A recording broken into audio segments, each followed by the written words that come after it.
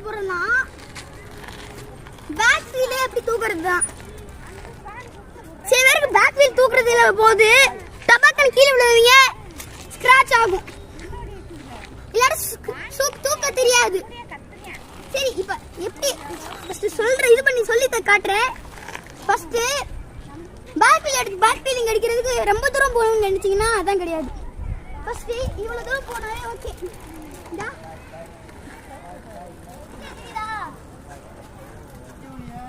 உங்களுக்கு ஈஸியா பண்ணணும்னு நினைச்சீங்கன்னா இந்த மாதிரி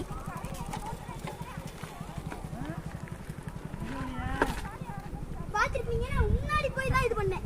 நீங்க லேசா தூக்கி இருக்கும். நீங்க ரொம்ப பழகினீங்க